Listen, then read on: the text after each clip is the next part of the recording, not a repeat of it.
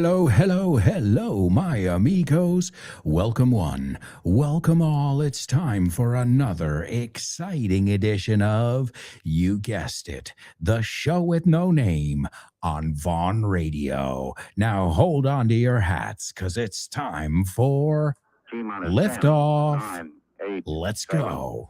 6, 5. Come on, 4, count down with me, 3, folks. 2, 1, 0. here we go. Ignition.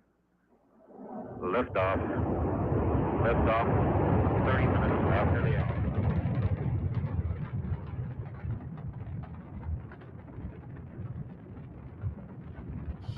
Get ready. Hold on to your hats. Strap on your seatbelt. Fasten your seatbelts. Hold on to your hats. Get ready for the ride of your life. The show with no name time on Vaughn Radio. It's a show with no name. It's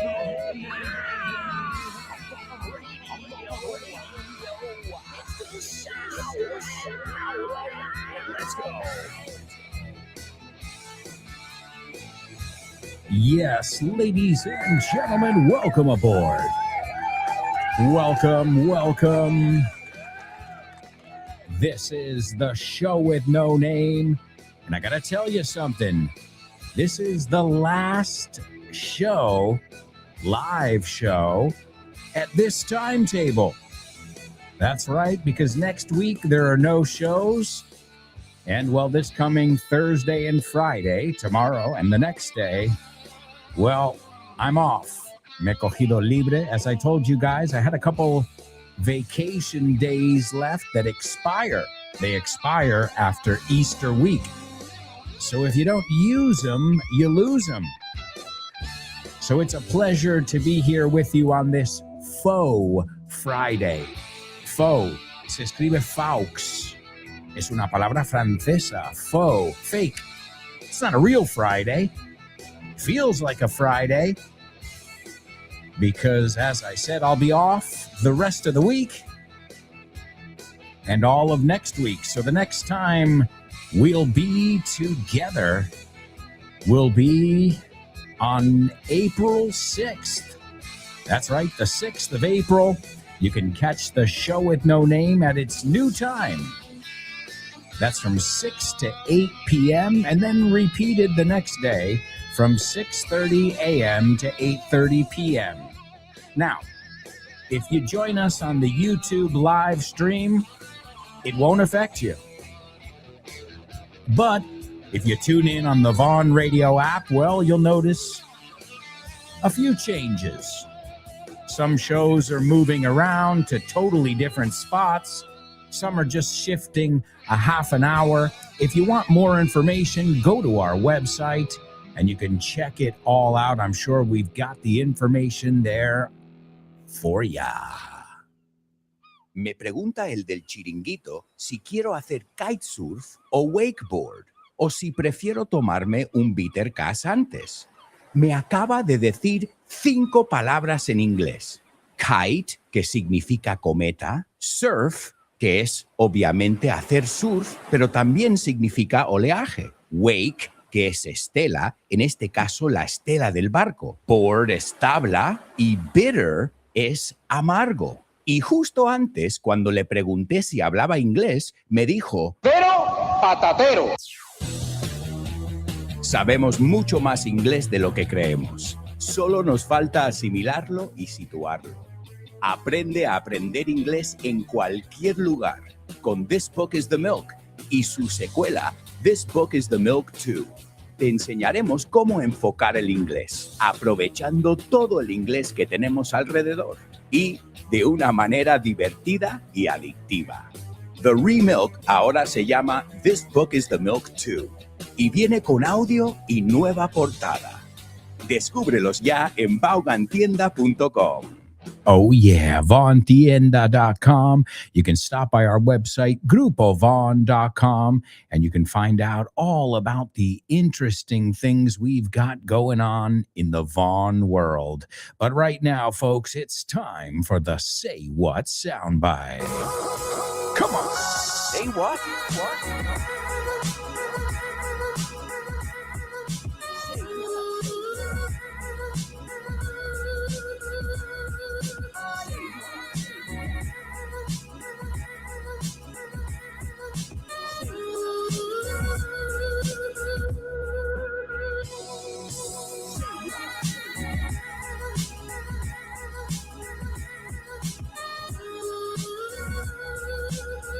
Say what? Say what? Say what?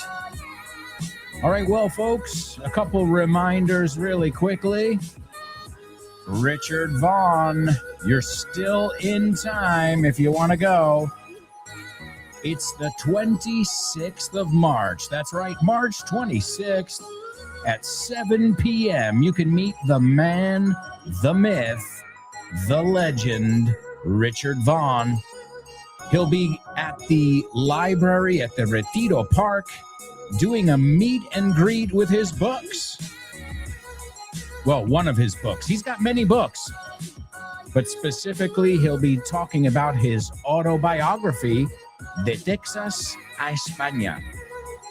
And what an awesome autobiography it is. What an interesting life.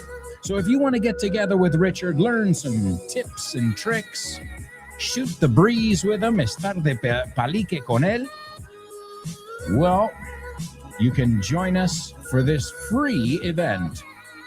The 26th of March, 2026, 7 p.m. That's right, and it's at Biblioteca Municipal Eugenio Trias. If you want more information, you can find it on all of Vaughn's social media platforms. Also, right after Easter week, or the Easter break, you can call it spring break, Easter week, Easter break, not Eastern. He oído alumnos decir Eastern. No, Easter. Well, you've also got our amazing Vaughn Radio Trivia Night. It's tons of fun. That's right. You can bring the whole family. It's an amazing night out. In fact, I know some people who bring the whole family. A shout out to our amigos. I don't remember your names now because I'm horrible with names. But we have a family that used to live in the United States. Now they're living in Spain. And they come frequently. So a shout out to them. What an awesome family plan. Or maybe you want to meet the boys or the girls for a couple brewskis and a good time. It's the Vaughn Radio Trivia Night, and it's going down April 7th. That's right, April 7th, 2026. Siempre digo el año porque se repiten. And it is at 8 p.m. That means get there around 7:30, 7:45. The Toast Tap Room, which is in Calle de San Vicente Ferrer 33. And it really is an amazing event. Jules Linares will be hosting. She's the host of our program, Let's Get Random, and what a great, great talent she is. I'm sure you guys know that if you listen to her program. And her questions are really, really interesting because a lot of her questions have to do with psychology, right? With the psyche, the id, the super ego, what happens when you dream, all of these really, really interesting ones. Now, all of the trivia nights are interesting, but I've got to say something. Jules Linares, a shout out to Jules, because last time hers, I've got to say, is one of a kind. Porque, maybe you'll have somebody do a psychology question, but hers were all based on how well you know the human mind. They even had to do with wellness and the human body. Well, the body is connected to the mind and to the spirit. So check it out. It is totally free, and I'll be there. I'll be there. We'll all be there because I'm sure after Easter break, we'll all be looking forward to getting together and having a great time together. It's really, I think, an event that all of us here at Vaughn Radio really look forward to. Especially, you'll never see a trivia night without Fitz, without Rob, without Kyle, without myself. Okay, I'm lying. I've missed a few, but every one that I can make it to, I'm there with bells on, como decimos, con muchísimas ganas. We say, I'll be there with bells on. These are these totally native idiomatic expressions that you need to know. All right, now let's go on over to today's Say What soundbite. Now, I think this one compared to yesterday's was hellish, wasn't it? I mean, yesterday's was, oh man, well, first of all, who understands Donald Duck anyway? Right? Does anybody really understand Donald Duck, even when he speaks in his own language or whatever your native language is? No. But again, as I always ask you in this section, do the best you can. This one is going to be significantly easier than the one we saw yesterday. So, as always, listen carefully. I'm going to play this clip 4 times throughout the show. You're going to hear it a total of 4 times. So you'll have 4 chances to jot it all down. And hopefully, before the end of today's show, somebody will be able to give it to us word for word. But at first, I just want your take. I want your best opinion in your best English about what you heard. Are you ready? Here it is, folks. This is your Say What soundbite for the first time. I know some ballet. I've studied ballet for a number of years. Well, I started in New York when I lived here in the New York Academy of Ballet over on Madison Avenue. But being a singer, you never get a real chance to really get into it and stay with it any length of time. Listen carefully. Can you hear that? No. Listen closer. I'm not talking about the birds chirping.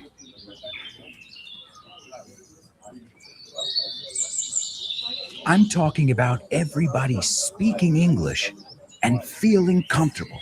Listen.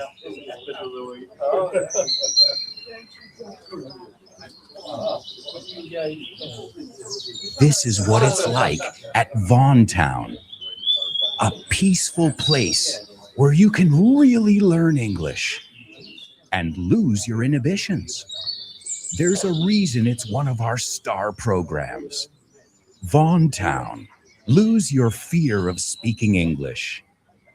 If you want more information about this immersive experience, go to grupovaughn.com or give us a call, 911-385831. Lose your fear of speaking English and express yourself with clarity at Vaughn Town. That's right, folks. Vaughn Town, definitely a turning point in your English journey.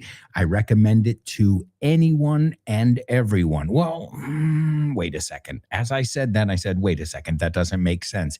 You've got to have an intermediate level to go to Vaughn Town. In fact, you're level tested.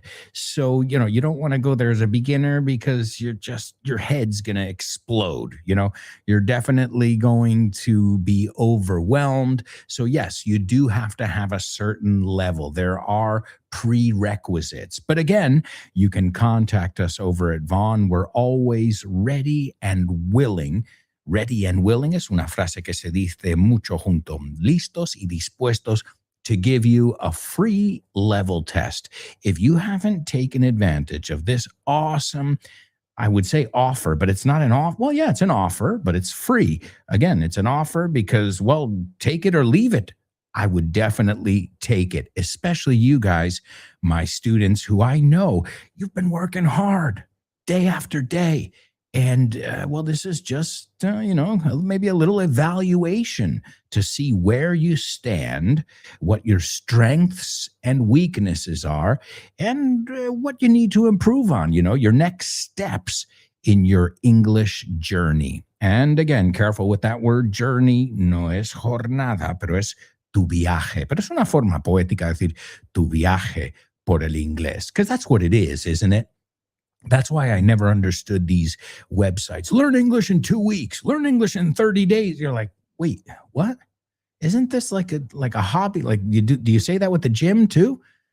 Be in shape in 2 weeks. Yeah. And then stop going to the gym and see what happens. Right? So life doesn't work like that. That's why you have to be very wary. To be wary is receloso, right? You need to be very wary of these people who promise you things. I mean, not just in the English world, drink this and, you'll instantly feel better. Okay, but life doesn't work like that. Everything comes with some time and effort, right? I believe that anything that you want to do in life will require effort and time. And those are two things that, effort, you don't really get it back. But time, you definitely don't get it back. So those are the two very precious things that you invest. Remember the word to invest is invertir, not to invert. To invert is to turn upside down. All right, my amigos, so that's your Say What soundbite. Why don't we move on to our next section, our pop quiz. Pop quiz. Come on. Pop quiz.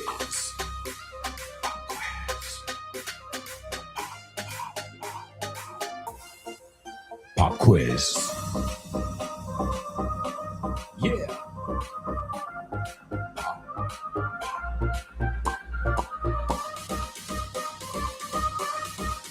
Let's go. Pop quiz. Pop quiz. That's right. Pop quiz. Pop quiz. Pop quiz.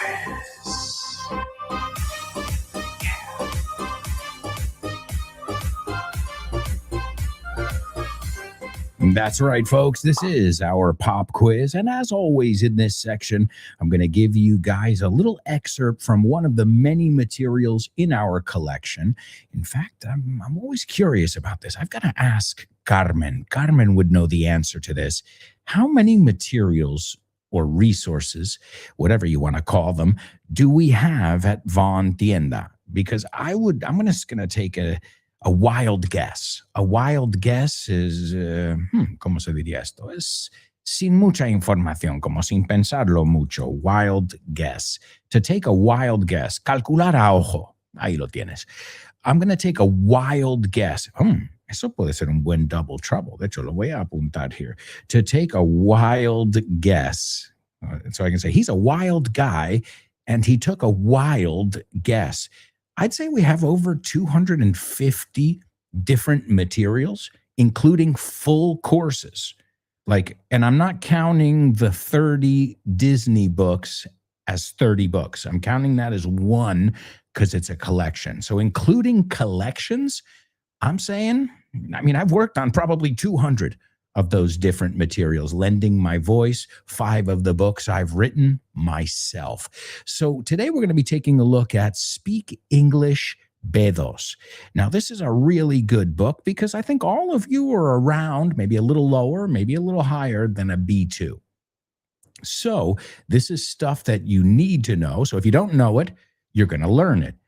And if you know it, well, then it's important to review this kind of stuff. We're going to take a look at indirect questions, and those are difficult. No matter at what level you're at, those tend to be tough.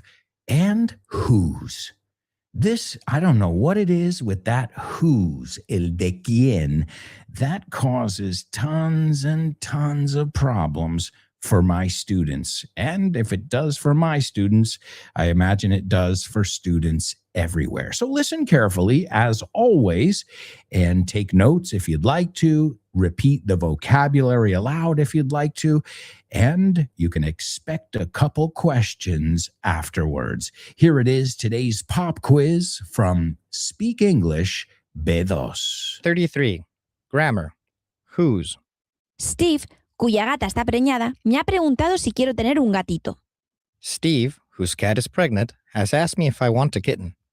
Ayer ayudé a un alumno cuyas notas son muy bajas. Yesterday, I helped a student whose marks are very low. ¿Conoces a la persona cuyo coche está aparcado fuera? Do you know the person whose car is parked outside? Conozco a un tío cuya hermana trabaja en la ONU. I know a guy whose sister works at the UN. La mujer cuya cafetería apareció en las noticias tiene muchos clientes nuevos. The woman whose cafe appeared in the news has a lot of new customers. Ese es el periódico cuyo propietario tiene vínculos con la mafia. That's the newspaper whose owner has links to the mafia. Esa es la empresa cuyas acciones cayeron en picado. That's the company whose shares plummeted. Tim, cuya casa fue dañada en la tormenta, se está quedando en mi casa. Tim, whose house was damaged in the storm, is staying at my house. Mi amigo, cuya tía es ministra, quiere entrar en política. My friend, whose aunt is a minister, wants to go into politics.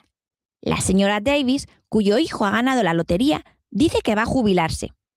Mrs. Davis, whose son has won the lottery, says she's going to retire. Los empleados, cuyas cifras de venta se duplicaron, recibieron un bonus. The employees, whose sales figures doubled, received a bonus. Esa señora, cuyo gato desapareció, estuvo aquí otra vez antes. That lady whose cat went missing was here again earlier. Liam, cuya madre está enferma, se ha cogido una excedencia. Liam, whose mother is sick, has taken a leave of absence. ¿Ese es el becario cuyos padres son actores? Is that the intern whose parents are actors? Están ayudando a la gente cuyas casas se quemaron. They're helping the people whose houses burned down. Ese es un cuadro bonito. ¿De quién es? That's a beautiful painting. Whose is it? ¿De quién son estas llaves? Whose keys are these? ¿De quién es la cartera que robaste? Whose wallet did you steal? ¿De quién son los niños de los que estáis hablando? Whose children are you talking about? ¿De quién es el jersey que llevas puesto? Whose jumper are you wearing? Test yourself. He hablado con Claire, cuyo hijo quiere adoptar uno de nuestros gatitos. I spoke to Claire, whose son wants to adopt one of our kittens. Beth es la chica cuyos padres tienen una granja. Beth is a girl whose parents have a farm. Jenny, cuyo perro no está bien, no puede venir a la fiesta. Jenny, whose dog isn't well, can't come to the party. Él es el tipo cuyo primo es un músico famoso. He's the guy whose cousin is a famous musician. ¿De quién es ese coche? Whose car is that? ¿De quién es el paraguas que cogí? Whose umbrella did I take? ¿De quién es el cuadro que compraste? Whose painting did you buy? 39. Grammar. Indirect questions. ¿Sabes cuál es su apellido? De él. Do you know what his surname is? ¿Sabes dónde trabaja Mary? Do you know where Mary works? ¿Me puedes decir cuál es el problema? Can you tell me what the problem is? ¿Tienes alguna idea de dónde podría estar él? Do you have any idea where he could be? ¿Sabes dónde puedo hacer fotocopias? Do you know where I can make photocopies? ¿Sabes dónde están mis gemelos? Estaban en esa caja. Do you know where my cufflinks are? They were in that box. ¿Sabes dónde va a ser el concierto? Do you know where the concert is going to be? ¿Sabes por qué él regala su coche? Do you know why he's giving his car away? ¿Sabes qué le dijo él a ella? Do you know what he told her? ¿Sabes por qué no está listo todavía? Do you know why it isn't ready yet? ¿Alguien sabe cuál necesitamos? Does anybody know which one we need? ¿Sabes por qué no te han mandado las cifras aún? Do you know why they haven't sent you the figures yet? No sé lo que falló. I don't know what went wrong. ¿Me puedes decir cuándo es el próximo tren? Can you tell me when the next train is? Me gustaría saber cuánto costaría la reforma. I'd like to know how much the renovation would cost. Me estaba preguntando cuáles son las cifras. I was wondering what the figures are. ¿Nos podría decir a qué hora sale el avión? Would you be able to tell us what time the plane leaves? ¿Alguien me puede decir cuánto es el libro? Can anyone tell me how much the book is? ¿Me podrías decir cuántas personas hay en la empresa? Could you tell me how many people there are in the company? ¿Sabes cuántas sillas necesitaremos? Do you know how many chairs we'll need? Test yourself. ¿Me puede decir qué hora es? Can you tell me what time it is? ¿Sabes dónde están los documentos? Do you know where the documents are? ¿Tienes alguna idea de quién vive allí? Do you have any idea who lives there? ¿Alguien sabe cuánto cuesta? Does anyone know how much it costs? Me estaba preguntando dónde podría alquilar un coche. I was wondering where I could hire a car. No sé de lo que están hablando. I don't know what they're talking about. No tengo ni idea de por qué falló. I have no idea why it went wrong. All right, folks, some really good, useful vocabulary. As I said, we're taking a look at that indirect speech. We're looking at the whose, that is de quién, but it's also cuyo. You want me to be honest with you? I don't use that cuyo. I've got to start trying to use it in Spanish. Ahora que lo estaba pensando, digo, cuyo. Yo no uso cuyo. So that means maybe I'm not a B2 level in Spanish. Oh, no. All right, well, folks, we're going to take a quick commercial break, and we'll be right back. I'll give you your challenges, plus we'll listen to our Say What soundbite for the second time, and so much more. So stick around.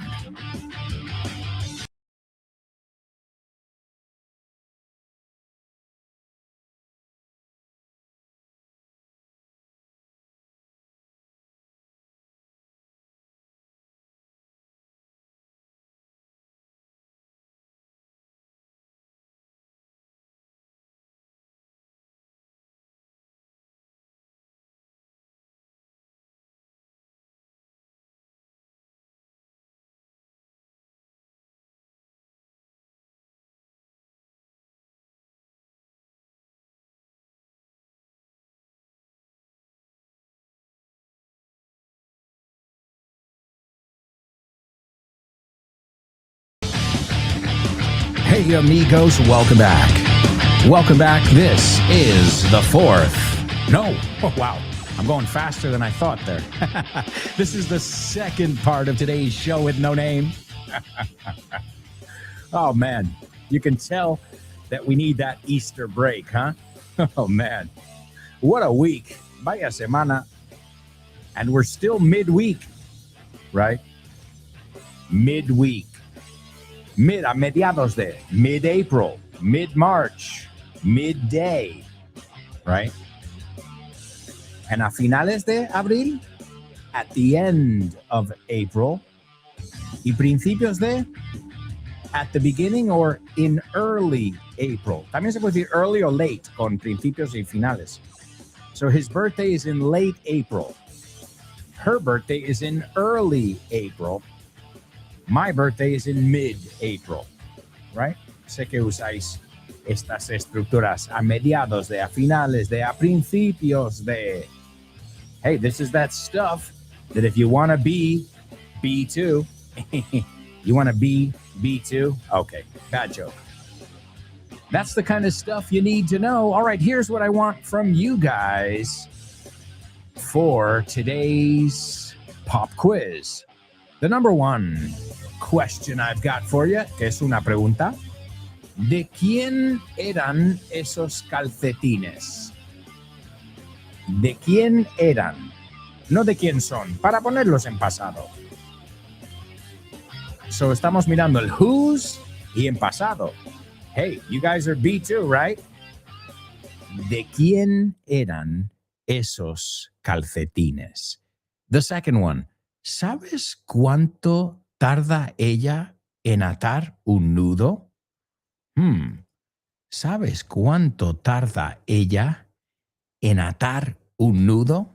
That's number two. So there we're looking at the indirect question with el how long. Te doy una pista. These are not structures for beginners here at all today. So if you're a beginner, you might want to sit on the sidelines, ¿no? To sit on the sidelines is no estar en el partido, estar al borde. Hey, that's up to you. You can try. I'll help you. Doesn't matter what level you are, but estos son palabras mayores, as you say in Spanish. And the last one, ¿le importaría, porque somos muy polite, tratamos a la gente de usted, ¿le importaría decirme dónde está el carnicero más cercano? Y ahí como que si ponemos parada de tren. O sea, es importante esta estructura. So, number one, ¿de quién eran esos calcetines? O de quiénes, ¿no? Same in English there. ¿De quiénes eran o de quién eran esos calcetines? Number two, ¿sabes cuánto tarda ella en atar un nudo? Excuse me. And the last one, como somos muy polite, muy formales, ¿le importaría decirme dónde está el carnicero más cercano? All right, my amigos, those are your 3 challenges for our pop quiz, and those are coming straight out of Speak English B2, which is just one of the many, many materials that you can pick up at vontienda.com.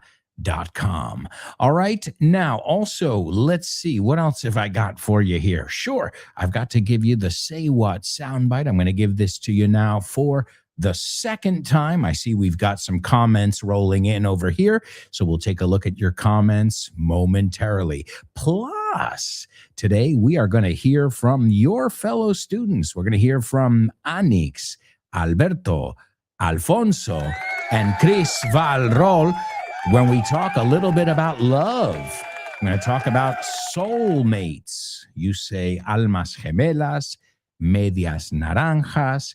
We say soulmates. All right, so great show for you today, as I said, because we're going to be hearing from some of our wonderful students, which always adds a nice twist.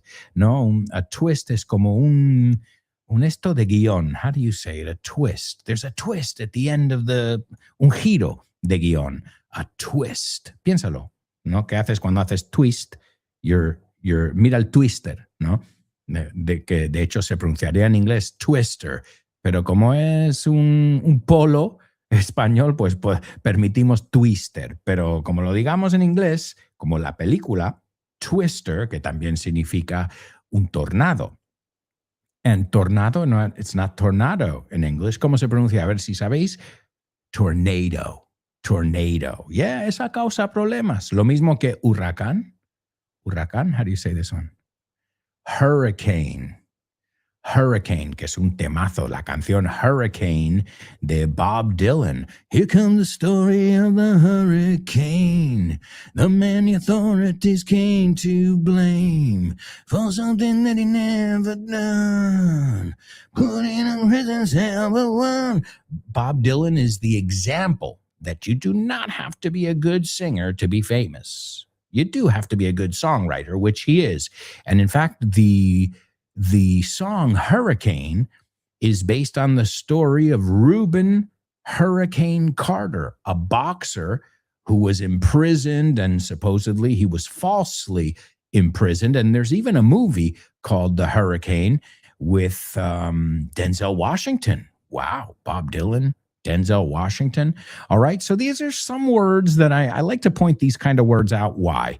Because I know if you see the word hurricane, you're going to recognize it. I know if you see the word tornado, se escribe exactamente igual.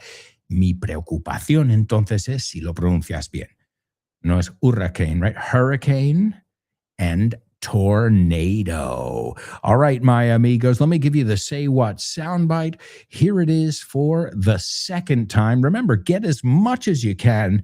And, well, if by the end of the show you got half of it, it's better than nothing. Here goes. I know some ballet. I've studied ballet for a number of years. Well, I started in New York when I lived here in the New York Academy of Ballet over on Madison Avenue. But being a singer, you never get a real chance to really get into it and stay with it any length of time.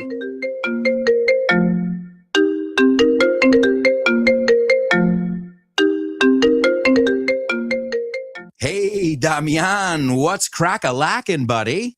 Hey, Alberto, I was planning to do some sports this week. What about playing baseball?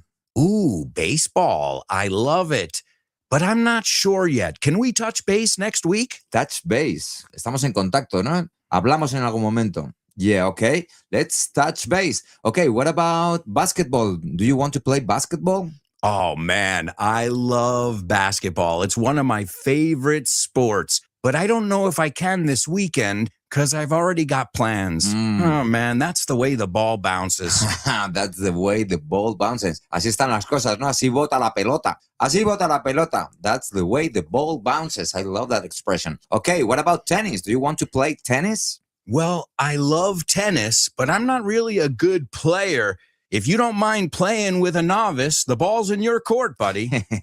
La bola está en mi campo, ¿eh? La pelota está en mi tejado. All right. Do you want to play some soccer? Sure, I'd love to play some soccer or football, as you call it. What time do we kick off? Perfect. We're kicking off at 9. Are you available? Sure, but I might have to play some golf before with some friends. It's par for the course. It's par for the course. Es lo normal, ¿no? Es lo normalito, lo que se hace. Mm-hmm. Okay, what about billiards? Do you like playing billiards? Yeah, but right now I'm behind the 8 ball. I'm behind the 8 ball. Estás detrás de la bola 8, como que llevas las de perder. Yeah. Wow, a lot of idiomatic expressions here. Muy buenas expresiones. Si es que así de gusto aprender inglés con un profe como Alberto y un poquito de creatividad, tienes This Book is the Shit. El mejor libro para aprender inglés que te has echado a la cara in your life. Píllatelo, vas a disfrutar mogollón de dibujos para que lo aprendas todo fácil, con conexiones lógicas y divertidas. Es la manera más sencilla y más divertida de aprender inglés. No te la pierdas. Damián, you're such a good sport. Te enrollas. You can pick up your copy of This Book is the Shit at Vaughantienda.com. It's the Shit. That's right, folks. This book is the shit. It is just one of the many materials you can get at Von Tienda. Remember, I've got 5.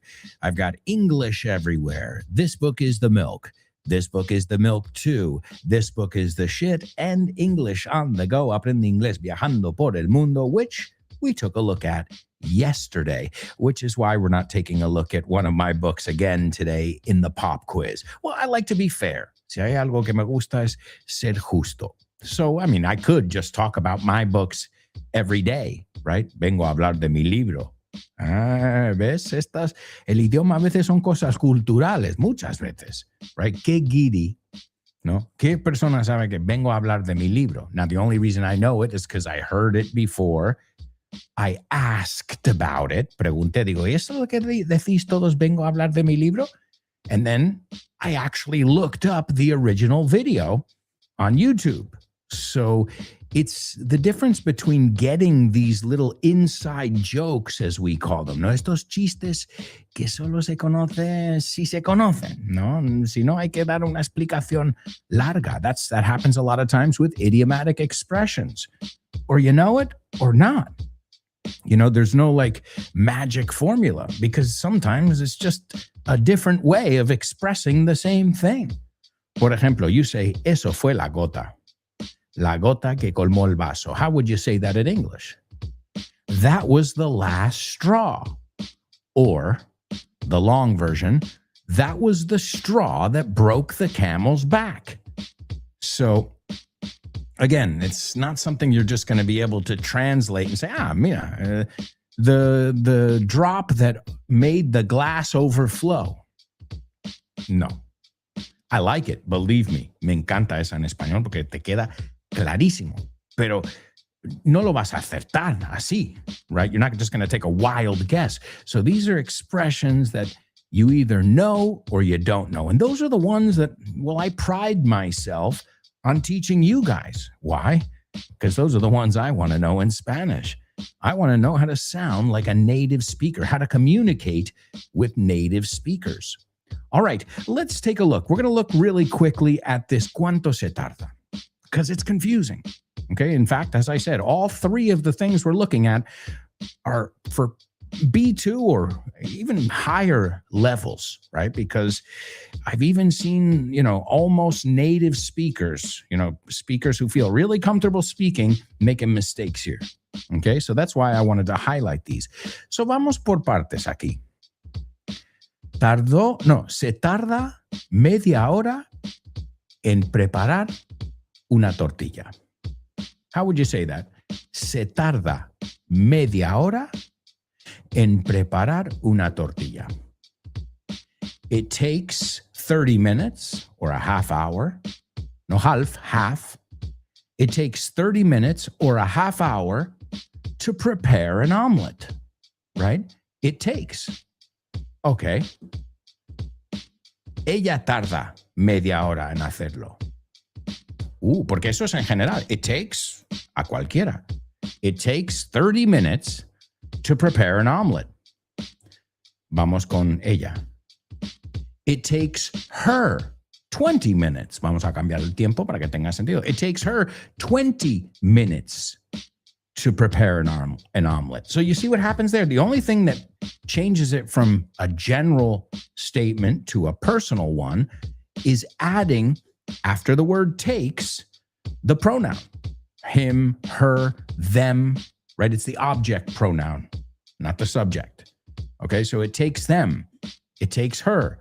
It took him, right? So that would be the difference. Ahora vamos con las preguntas, ya que tenemos eso claro.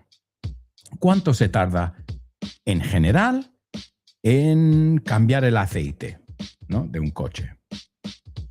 How long does it take to change the oil in a car? How long does it take to change the oil in a car? That's anybody. That's in general. Ahora, queremos decir cuánto tardan ellos en hacerlo. Te toca. Vamos a ponerlo en pasado. ¿Cuánto tardaron ellos en cambiar el aceite del coche? How long did, porque cambiamos el does a did si es pasado. How long did it take them to change the oil in the car?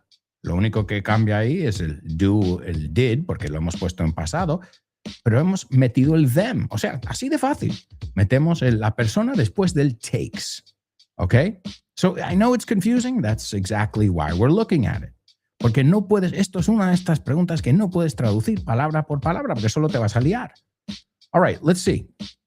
Let's take a look at another one. ¿Cuánto se tarda en volar a Nueva York en general? How long does it take to? Fíjate la parte que no cambia. How long does it take to? Verbo. So, aprende esa rafaguilla, como yo los llamo, ¿no? That jingle. How long does it take to wash your car? How long does it take to eat an omelet? How long does it take to brush your hair? How long?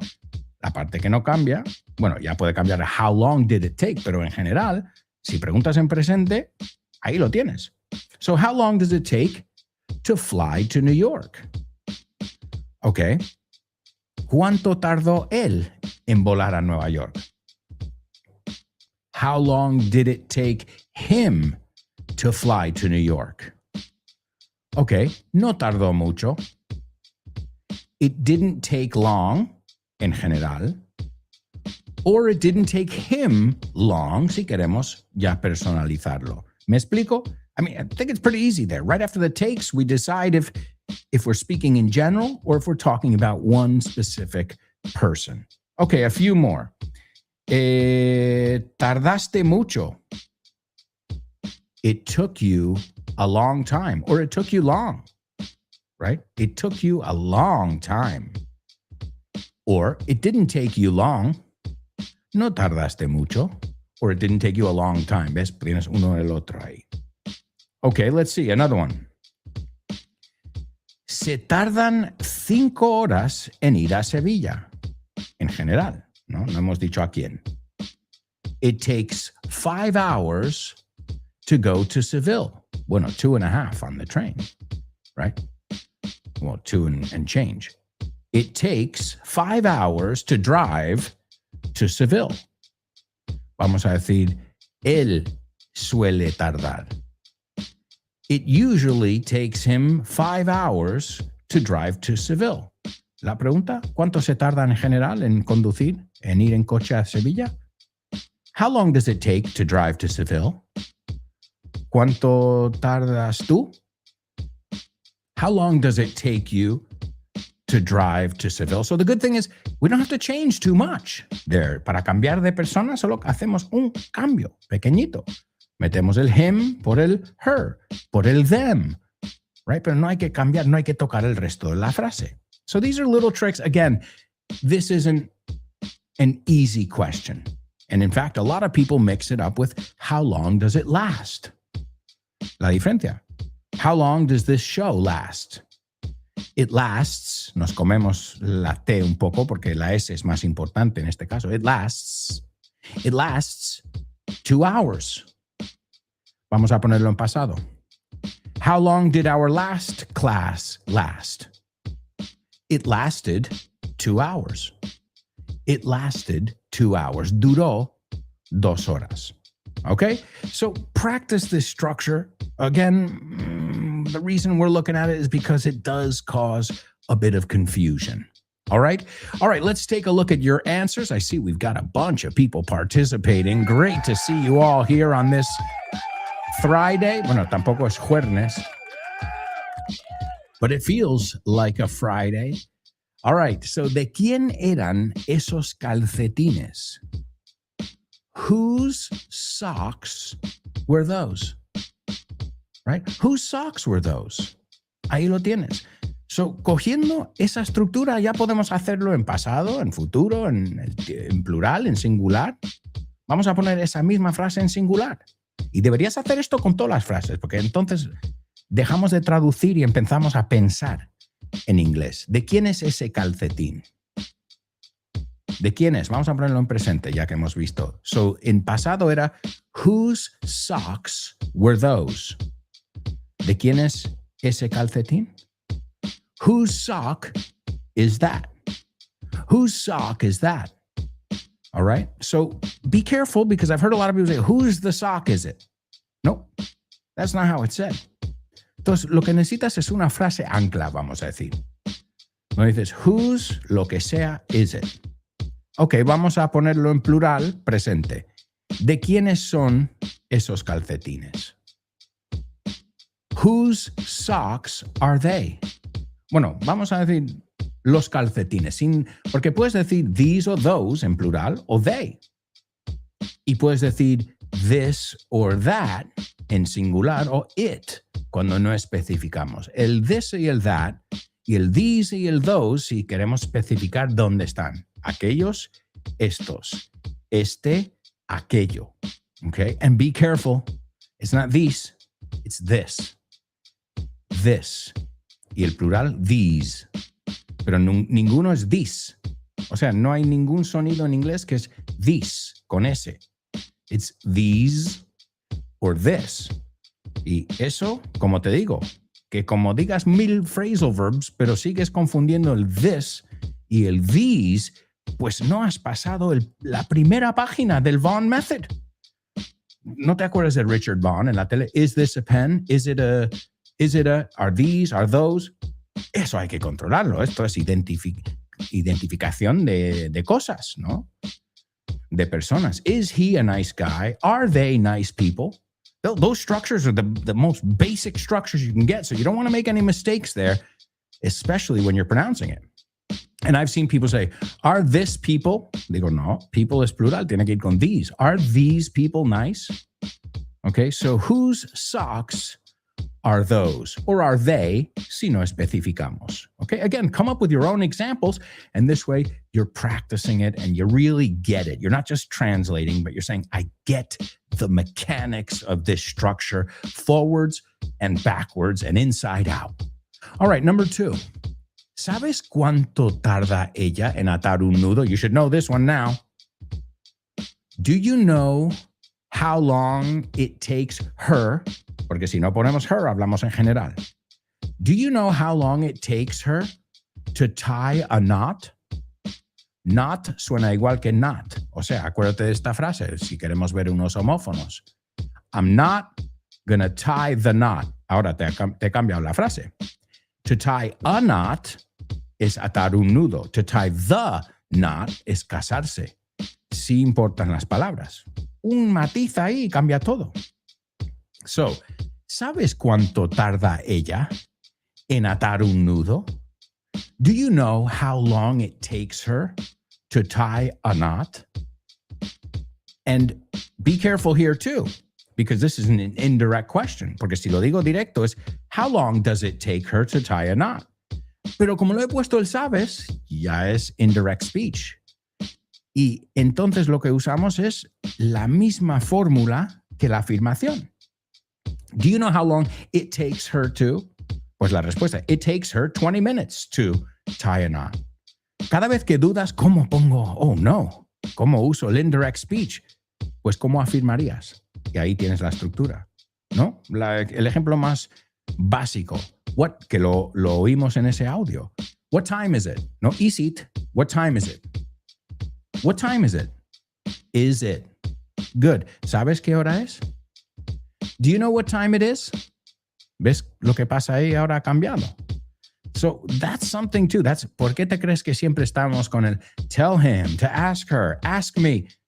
Because this way we're helping you really get the mechanics, and not on paper, pero hablado. The mechanics of how direct versus indirect speech works. So you can flip back and forth like a native speaker. All right? So do you know how long it takes her to tie a knot? Otra vez, si ponemos the knot, es casarse. All right, the last one. ¿Le importaría decirme dónde está el carnicero más cercano? Would you mind? ¿Te importaría? ¿Le importaría? Right? Would you mind telling me? Ahora, muchos ponen, would you mind to tell me? No.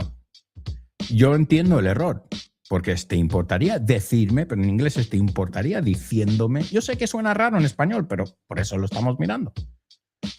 El would you like to puede ser también que la gente lo mezcla con would you like to, pero eso ya es otra estructura. Te gustaría. Esto es te importaría.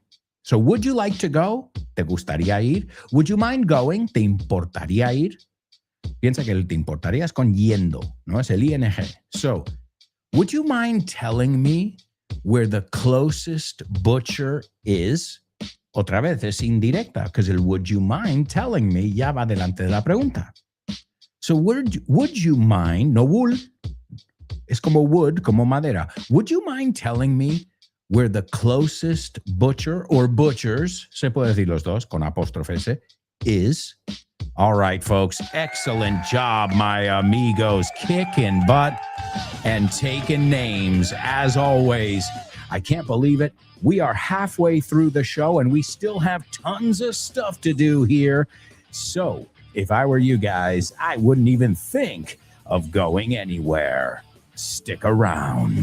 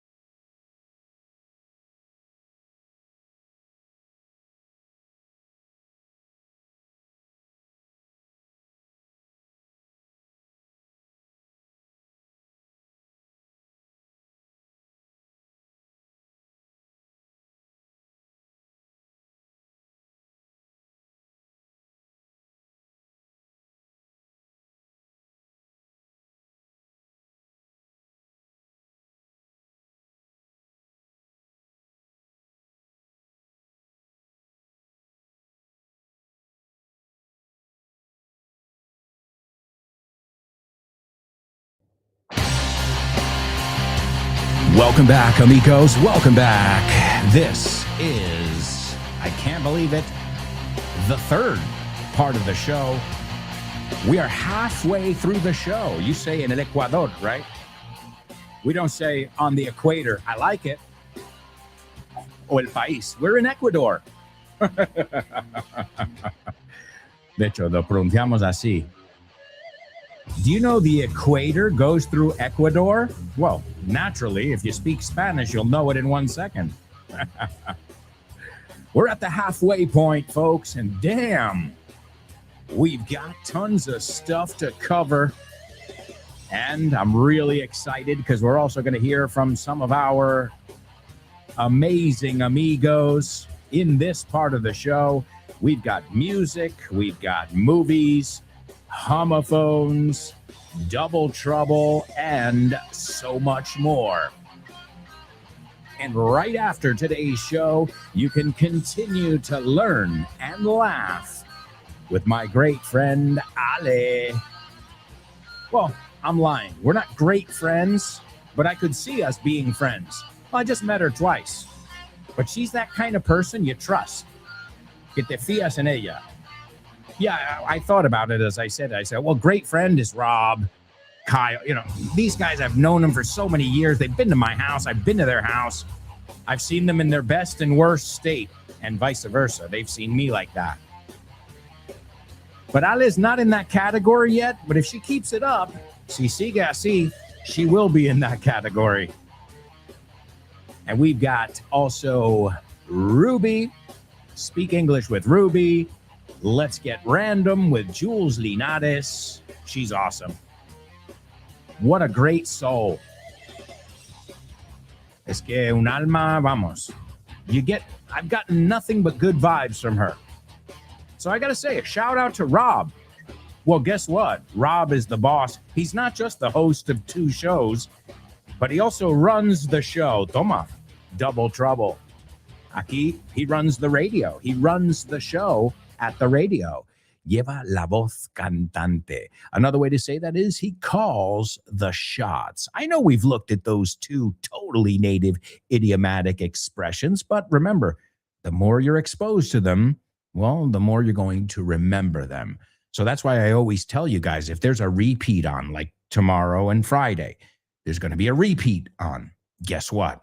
You can still learn from those repeats, because I doubt, I mean, if your brain is anything like my brain, you forget stuff that you heard 5 minutes ago, never mind, 6 months ago. So you can always learn, even when we're on a little break. I was going to say Christmas. Mira, no sé ni en qué temporada estoy aquí.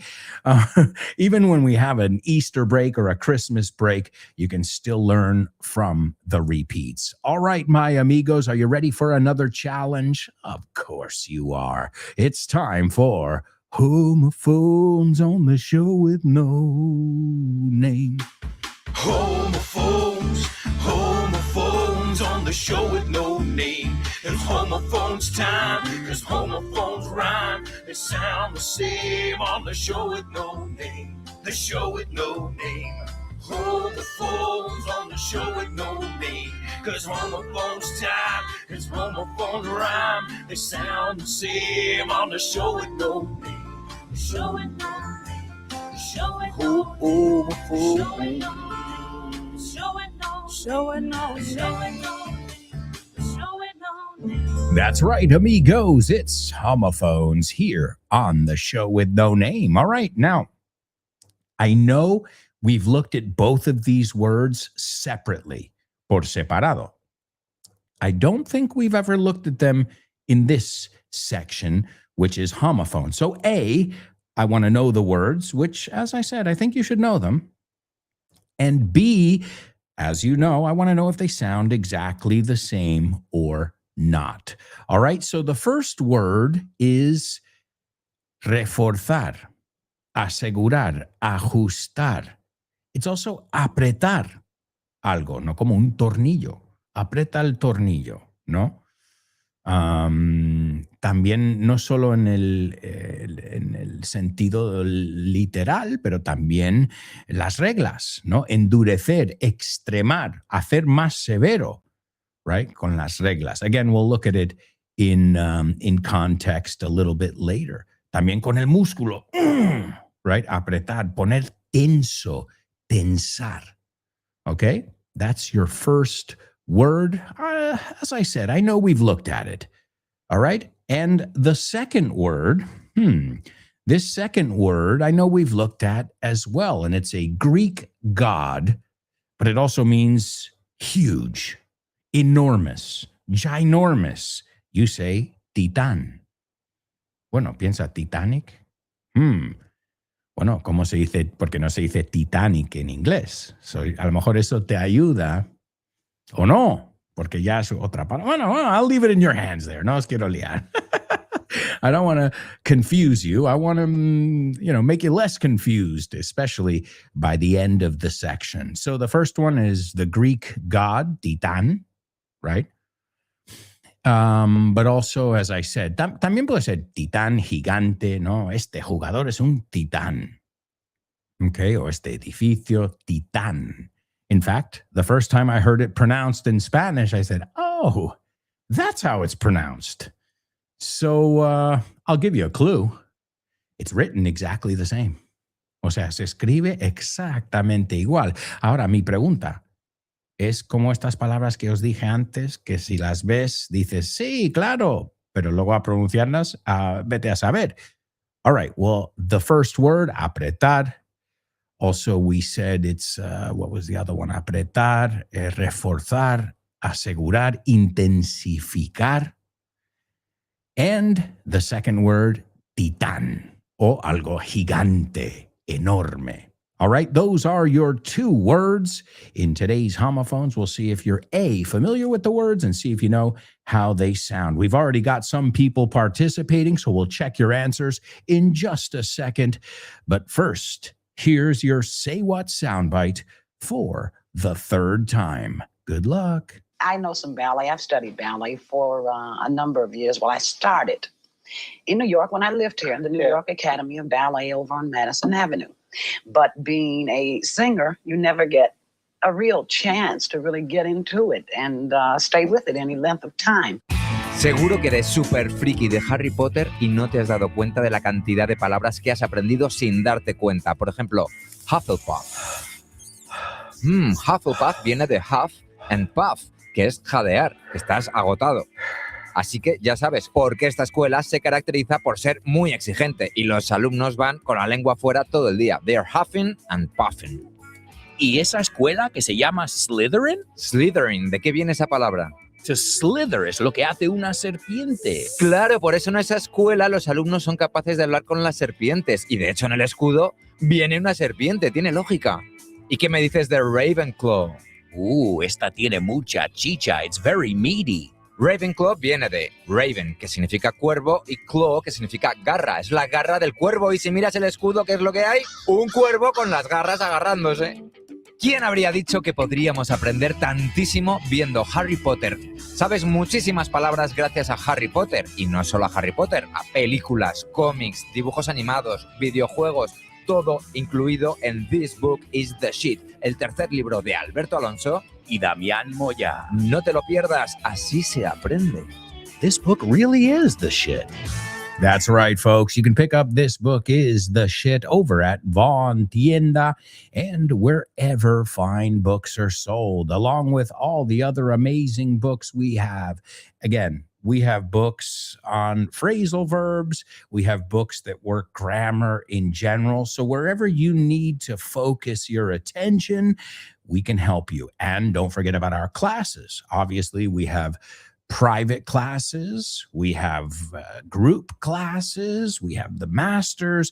We've got a plethora of options. But the first thing I recommend you do is stop by, pásate, and we'll give you a free level test. Hey, you can't complain. A free level test, that's awesome.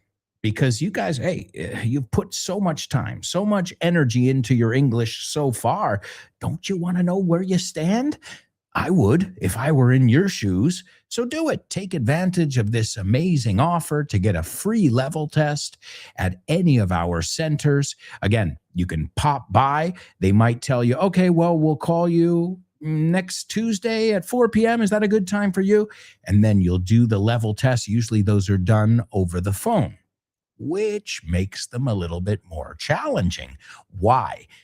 Because you don't have eyes, you don't have gestures, you don't have facial expressions, you just have a voice, and you don't even know what the other person looks like. So you're missing all that other communication that comes from body language and facial expressions, right?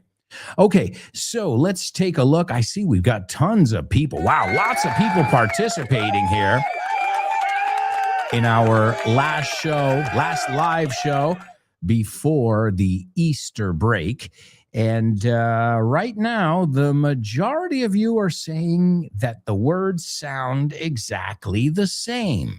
Okay, you know how we sort this out. Real simple.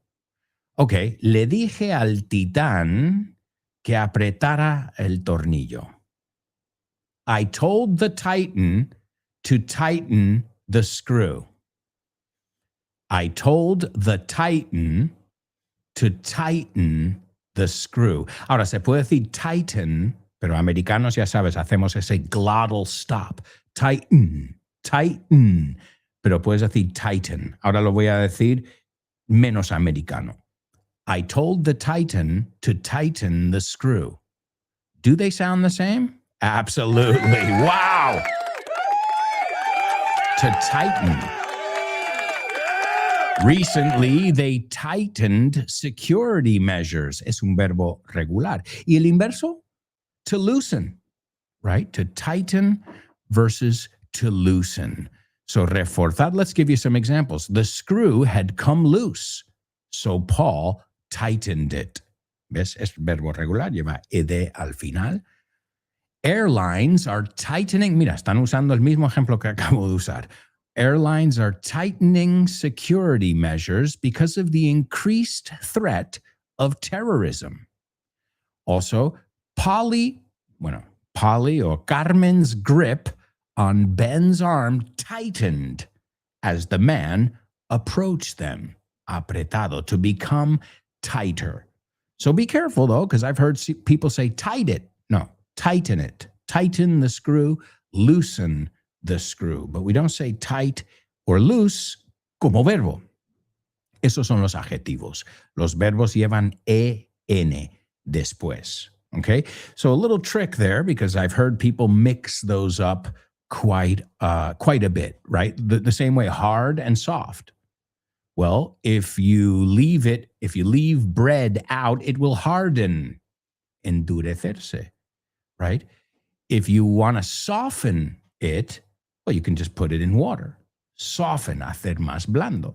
So it doesn't work for all of them, but in general, cuando ponemos ese en al adjetivo, pues ya tenemos el verbo. So you, my amigos, are titans. Y luego está claro ese famoso libro, Clash of the Titans, right? Clash of the Titans, el enfrentamiento de los titanes. I don't know how you say it, but it's a classic there. So excellent job in our homophone section. Yeah.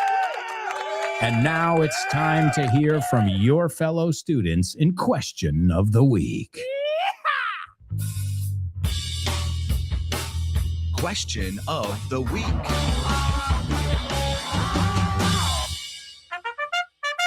That's right, folks. It is Question of the Week time, and we're going to hear from some of your fellow students. I am extremely proud of all of you. Thank you for participating, and keep up the wonderful work. First up, we're going to hear from Anix and her birdie friends, sus amigos pajaritos. Anix, you're like Snow White, como Blancanieves, right? With the birds chirping in the background. All right, here we go. Here's Anix telling us her thoughts on soulmates. Do you believe in the idea or the concept of soulmates? And as always, you need to explain your answer. And Anix did just that. Let's hear from her. Morning, everyone. Hello. This is Anix. Well, regarding to soulmate concept. Regarding the soulmate context. So regarding to, un error muy común. Regarding tal cosa o in regards to. O sea, tienes dos opciones. In regards to that question or regarding that question. O sea, cuando es regarding, no empleamos el to. Otra vez, esto es de nivelazo aquí, solo el hecho de que usa regarding. Pero cuidado porque es algo que pondrías en un email. Regarding your question or in regards to your question. Lo que yo hago ahí es elige uno. Yo usaría regarding sin el to porque, bueno, yo creo que es más fácil. All right, so let's continue. I definitely believe in forming strong connections with people. Absolutely. But Ooh, don't read my mind, or I read your mind. I wouldn't necessarily label it as finding a soulmate. For me, it's more about building relationships where you feel understood and valued. Okay, bye-bye, guys. Great. So she's saying it doesn't have to be, the person you were meant to be with. But any meaningful relationship adds to your life. So she goes, I don't know if I would call it a soulmate, but there are people who come into your life for a reason. And those people are, as I said, meaningful, que tienen relaciones profundas, que tienen sentido. As we always say, nobody wants a fair weather friend. Fair weather friend, maybe when you're younger and, it's all about collecting friends and acquaintances, porque al final, conocidos muchos, right? But a fair weather friend solo está para los buenos, para el buen tiempo. Piénsalo, right? So the moment you have a problem, they are nowhere to be found. Anix, As always, you expressed yourself beautifully and really, really great job. That was short and sweet. The only thing, just be careful with that regarding versus in regards to. Excellent job. And let's see who's up next. Another student who has been participating consistently, and you can tell. Se nota. Let's hear from Alberto. Hello, Showing No Namers. Hey, buddy.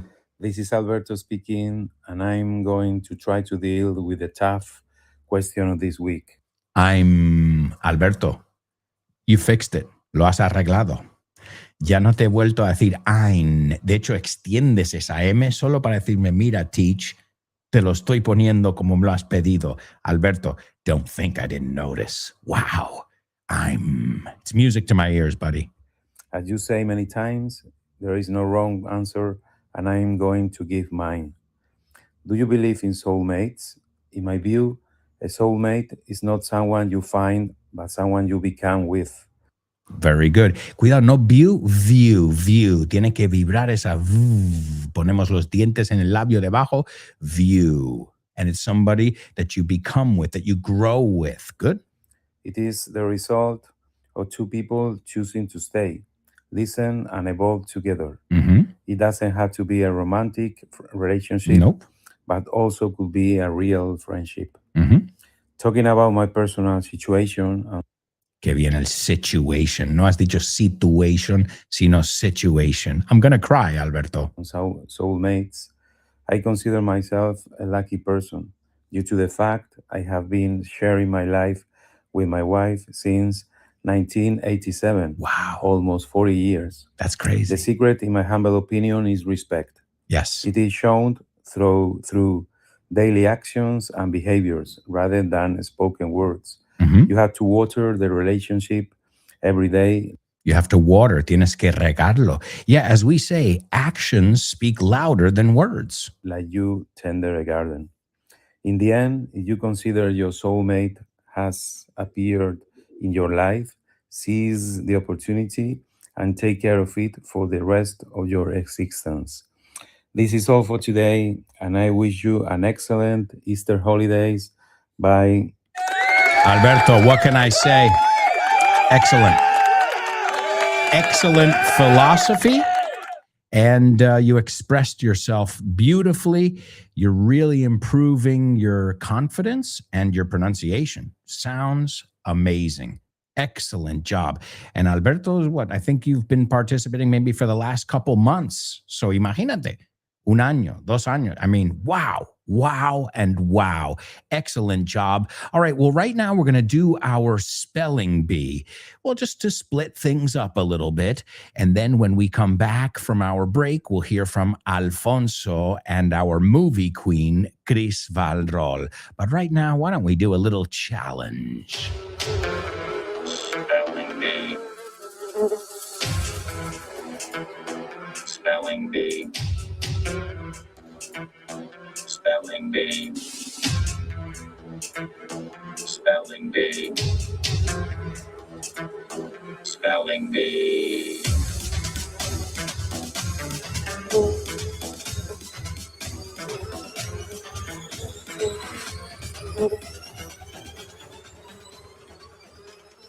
All right, amigos, are you ready for your spelling bee? Here we go. All right, round 1 of today's spelling bee. As always, man, this is not for beginners. Nope, not at all. But I know you guys can handle it. So here it is, your spelling bee for the first time. See if you can keep up. Vamos a ver si podéis mantener este ritmo. The first word is SATURN. The second one is LARGEST space MOON. The third one is TITAN. The fourth one is CHRISTIAAN space HUYGENS. The fifth one is SIXTH space PLANET. And the last one is GAS space GIANT. Woo, that was fast. Hey, I told you I was going to go fast. I always do on that first round, but don't you worry because I will slow down considerably in that second round that I'm about to do in just a moment. I'll give you another 30 seconds or so. And by the way, everybody's doing a wonderful job today. Excellent. Excellent job. All right, here we go. Are you ready?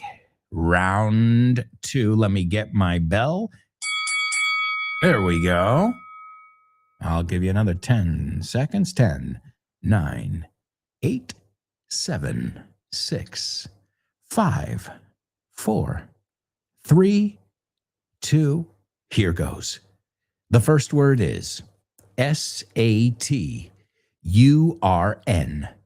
The second word is LARGEST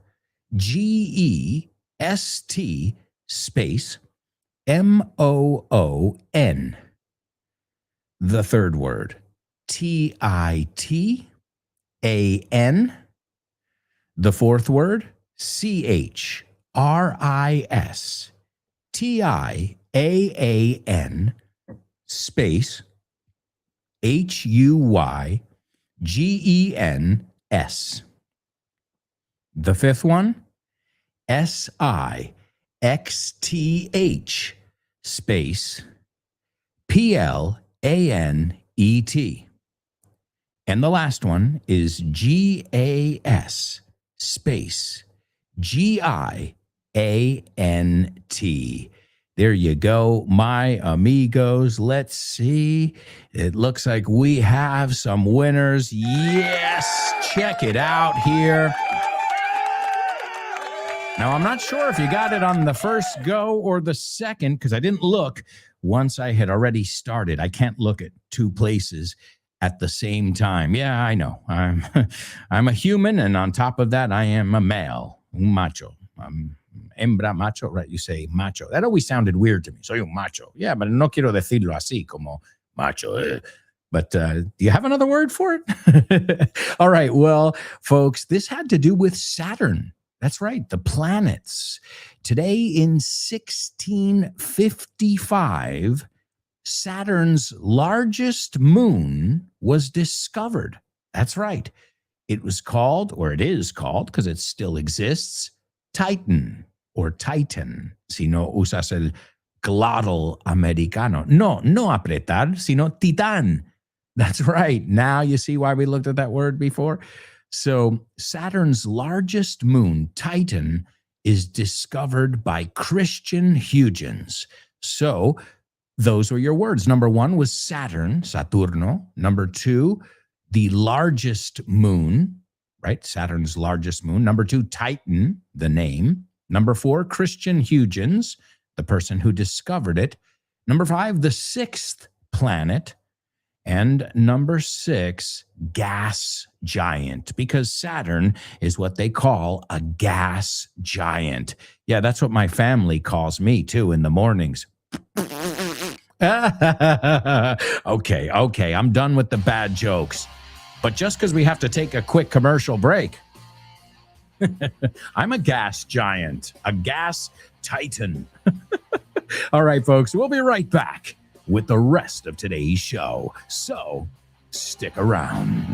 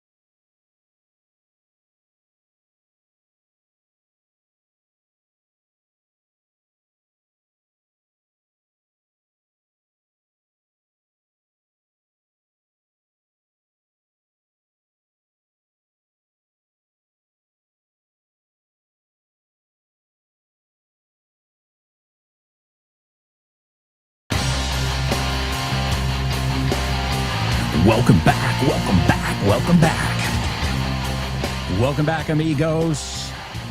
This is the sound of a man who's about to be on holiday. Oh, man, I am worn out. Vaya mesecito. Vaya meses.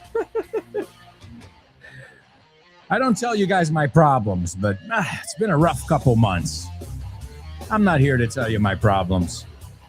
I'm here to teach you English. I can talk to my shrink about my problems and my great friends. All right, we were talking about that before. Thankfully, my friends are not fair weather friends. They're the best friends a guy can ask for. All right, in this part of the show, we're going to take a look at our double trouble. We've got the Say What soundbite. We've got our question of the week. We've got movies, jokes, famous birthdays. Wow. Lots and lots of stuff to cover. And when this show's over, the fun doesn't stop. You've got programs all afternoon and evening long here on Vaughn Radio. Just download the free Vaughn Radio app and you're good to go. And I hope you'll join us at our next Vaughn Radio Trivia Night.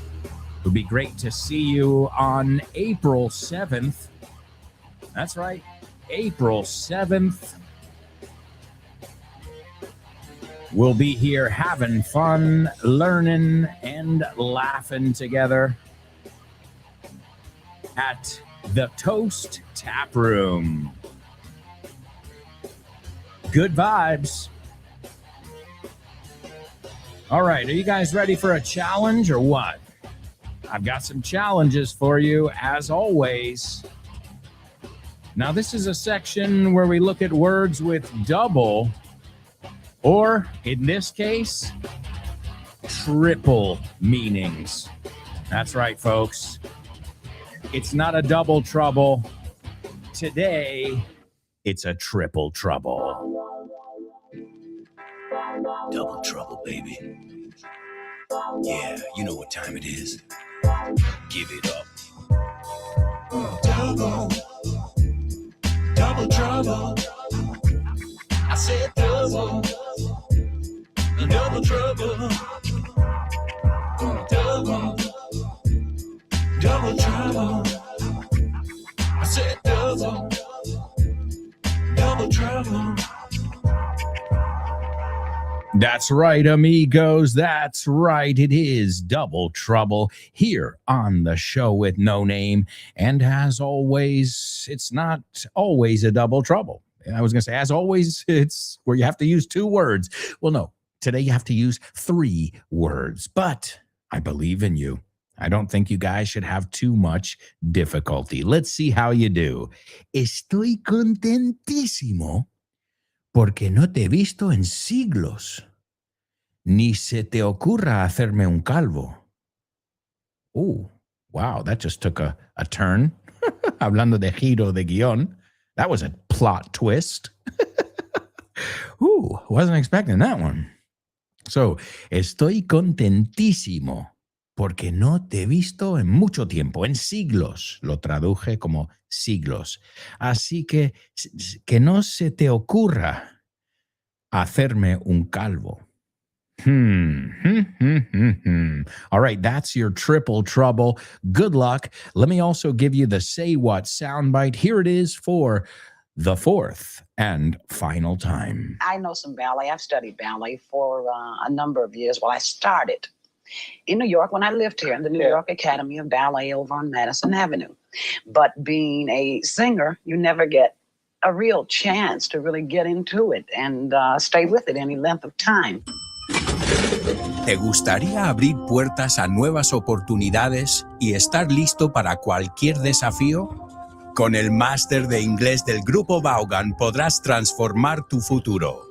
Este programa intensivo te ayudará a dominar el inglés profesional, perfeccionar tu comunicación y ganar la confianza que necesitas para conseguir tus objetivos. Nuestros profesores Vaughan especializados te prepararán para afrontar en inglés todas las situaciones de comunicación en un entorno profesional. No dejes que el inglés sea una barrera. Invierte en tu futuro con el máster de inglés profesional del Grupo Vaughan. Llámanos al 91-133-5833 o entra en grupovaughan.com. That's right, folks. Only if you want to master English, of course. You've got, como yo no he hecho, of course. Of course, if you want to master English, you've got our master's program. If you're looking for something a little less hardcore, you've got group classes. That's always great because you meet people with things in common with you, which is awesome. And most of all, it's a wonderful program. I've worked in the group classes, and it's wonderful. It's great. Now, if you're like me, who, I like working with a group, but I like that personal attention, Then if you want your own personal trainer, think of it in a gym. You can go to a Zumba class and you'll do really well. It'll be great. You'll meet people. You'll, get in shape. But let's just say you want to work on your abs, your glutes, your whatever. Well, then you need a personal trainer to help you through that process. So, my amigos, as always, we've got something for everybody. You can go to our website. It's grupovon.com, and you can find out about all our amazing courses. Of course. Of course, amazing course. Okay. Hey, you know me. I'm always playing with words, and there's a double trouble. But today we're not looking at a double trouble. We're looking at a triple trouble. And we've got a winner. Wow. You guys, is there anything you can't handle? ¿Hay algo que no puedes con ello? Because, wow. All right, let's take a look then. Vamos por partes here. As always, we break it down. Lo rompemos en trocitos.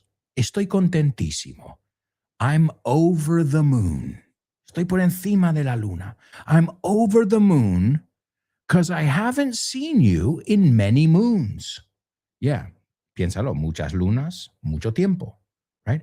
I only see you once in a blue moon. Toma, otra expresión. Podría ser un quadruple trouble. Once in a blue moon is rara vez. Okay, but I haven't seen you in many moons.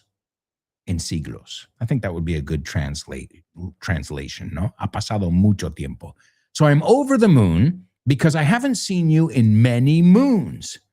So don't even think of mooning me.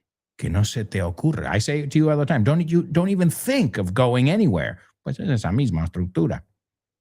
Okay, pero cambiamos el going anywhere con mooning, right? So the whole thing, I'm over the moon because I haven't seen you in many moons. So don't even think of mooning me. Hacer un calvo. Do I have to explain why? Okay. To moon someone, enseñarle algo blanco con cráteres. Oh, okay. Too much information, right?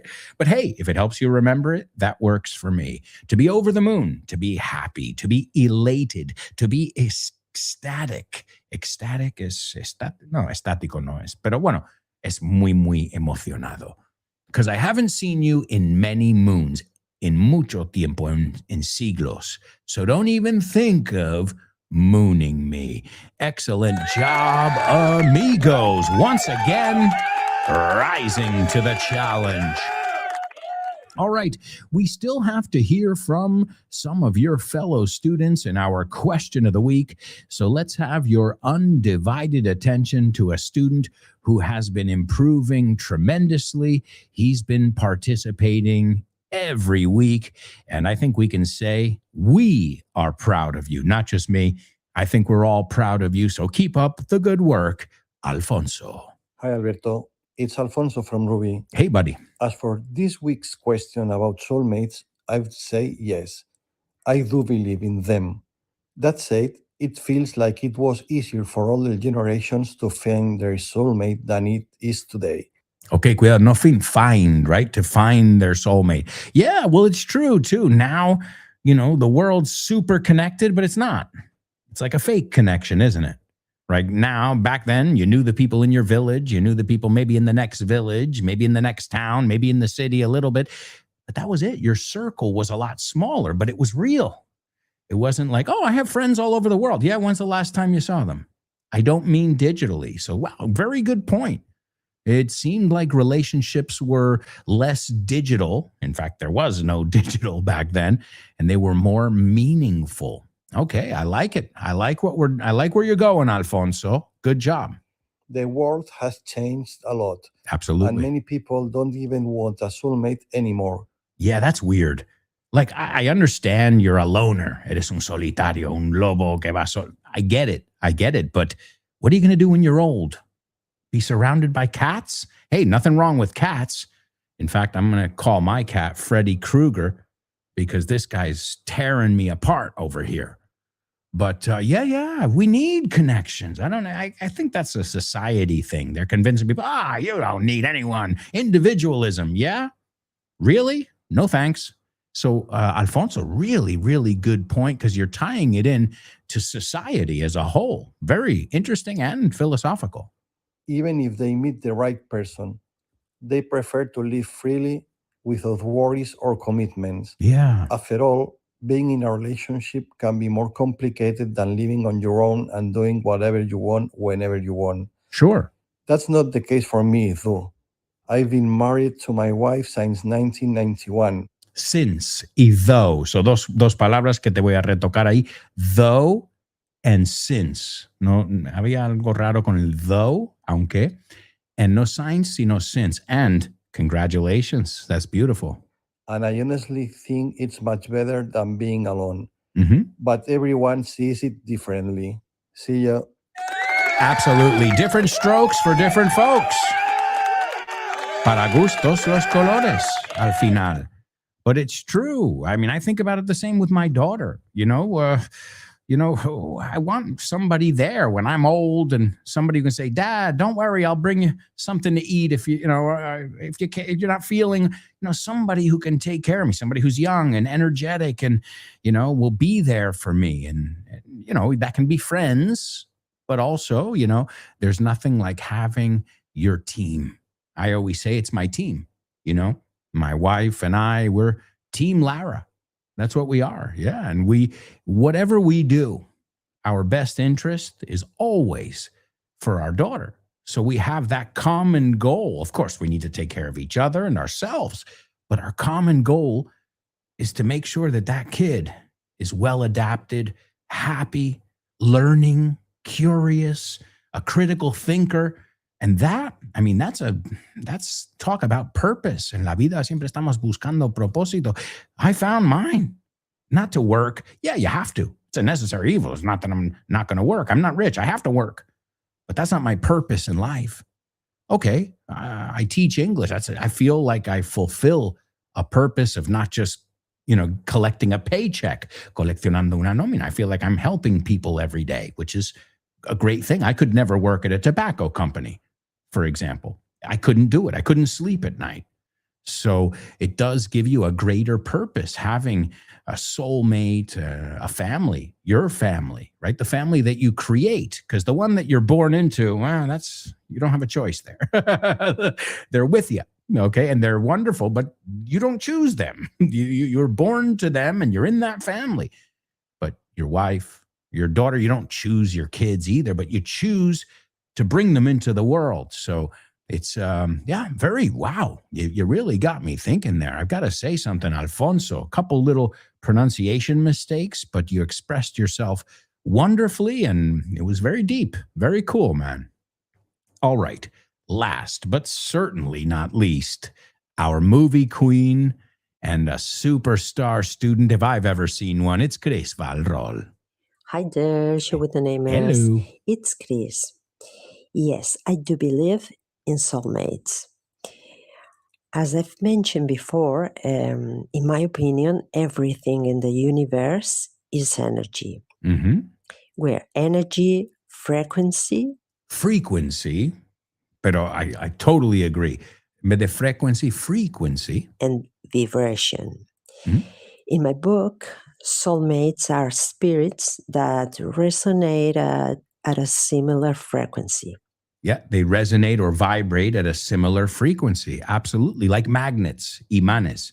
You ever notice that? You try and put the opposites together, or is it the same? Well, basically, there are two sides of a magnet that will not go together no matter what you do. That's that kind of idea, that energy between people. Absolutely. Chris, you guys are pretty deep.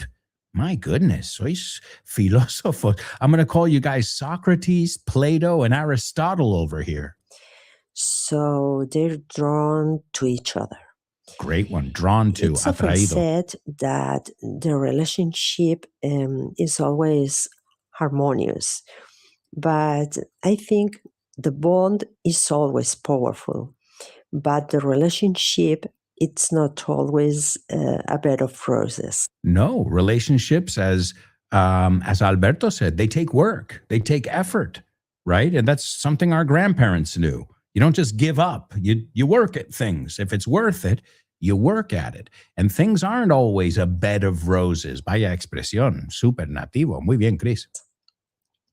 Sometimes a soulmate can appear to teach us deep lessons, which often entails conflict. This could be talked about for hours. Absolutely. Thank you. Bye-bye. Your real friends and your real loved ones tell you what you don't want to hear. Everybody else just tells you, the diplomatic thing. Oh, you're a great guy. But your wife or your best friend or your daughter, my daughter's honesty is brutal. They'll tell it like it is. Lo dicen como hay que decirlo. And even though sometimes that's, that can cause a little bit of a clash, hablando de los titanes, a clash, un enfrentamiento, when you stop and you think, you're like, hey, I needed to hear that. So, wow, excellent. Wow, I'm so impressed. Excellent job, folks. All right, it's time for Name That Movie.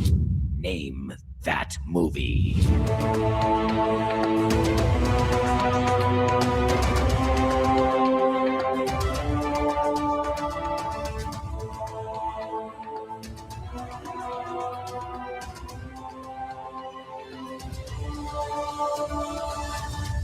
That's right, amigos. It's Name That Movie, only on the show with no name. Here we go. Janie is new in town and soon meets Lynn, who shares her passion for dancing in general and dance TV in particular. Okay, dance TV is kind of like an MTV kind of thing. It's not real, but it's fictitious, right, for this movie. So Janie is new in town. Acuérdate, no es the town, el pueblo. And new in town es nueva, a la zona, right?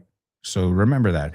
Hey, how long are you in town? Madrid no es un pueblo, pero en ese sentido es cuánto tiempo estás por estas lares, por aquí.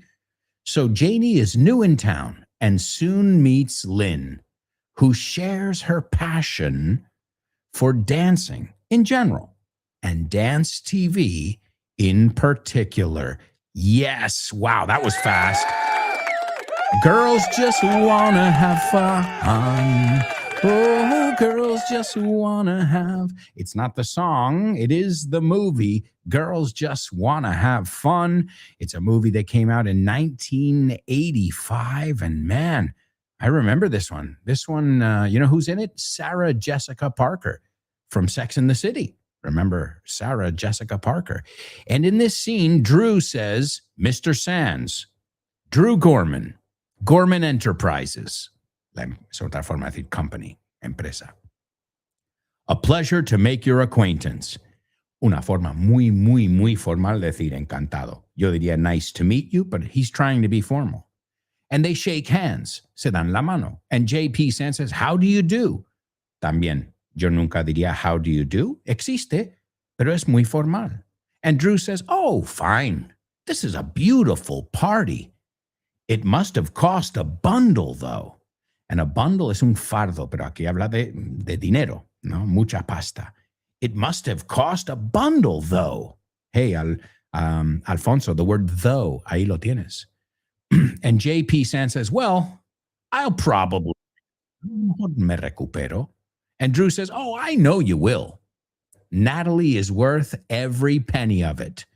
Dice, Natalie vale eso y mucho más. Cada céntimo lo vale. And JP Sand says, yeah, wonderful girl. And Drew says, oh, she's terrific. And the word terrific, careful with this one, no es terrorífico. She's terrific means she's amazing. She's awesome. Hey, I could use that word to describe my students. You guys are doing a terrific job today. All right, it's time to move on, though, because as you know, time is just ticking by. So let's move on to famous birthday trivia.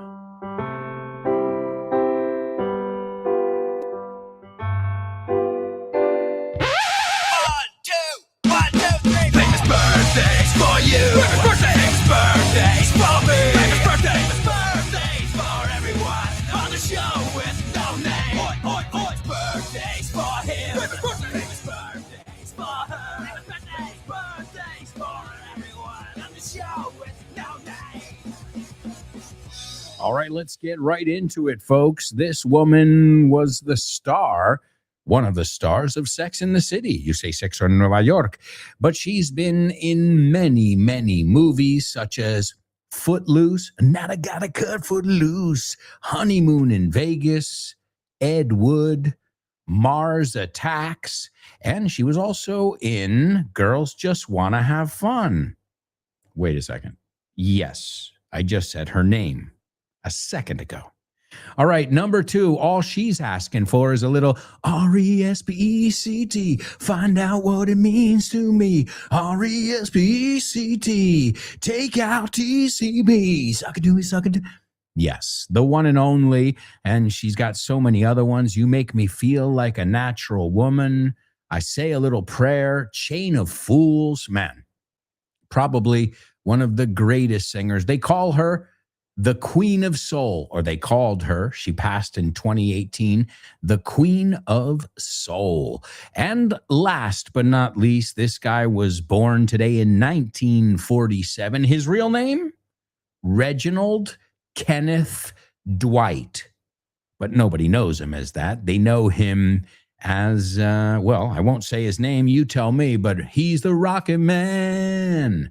Or also, you might know him from Hold Me Closer, Tiny Dancer, Count the Headlights on the Highway, Benny and the Jets, Sigo en Pie, I'm Still Standing, Taller Than I Ever Been, Looking Like a True Survivor, Feeling Like a Little Kid.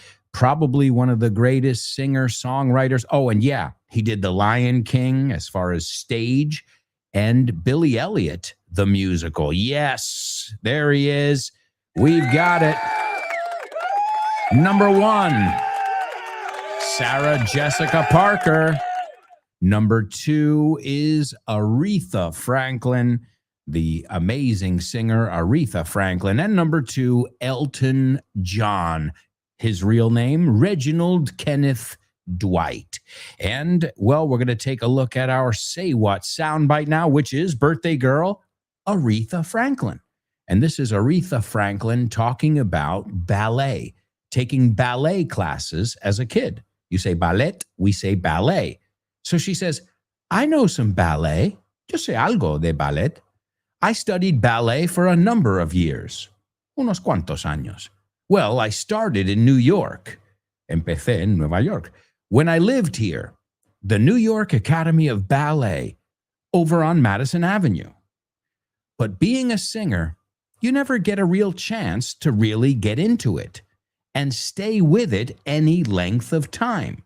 So what she's saying, she never developed her ballet skills because she was too busy working on her singing skills. And aren't we happy that she was doing that? Because what an amazing singer. Here she is, birthday girl, Aretha Franklin. You better give it a little bit of R-E-S-P-E-C-T. I know some ballet. I've studied ballet for a number of years. Well, I started in New York when I lived here in the New York Academy of Ballet over on Madison Avenue. But being a singer, you never get a real chance to really get into it and stay with it any length of time. Folks, terrific job.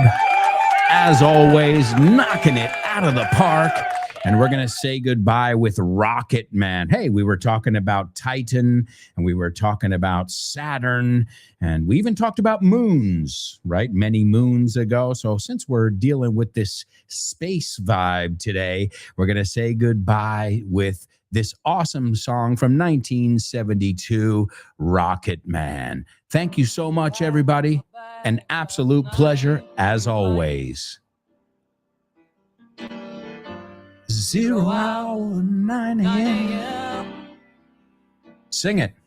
And I'm gonna be high As a kite by then.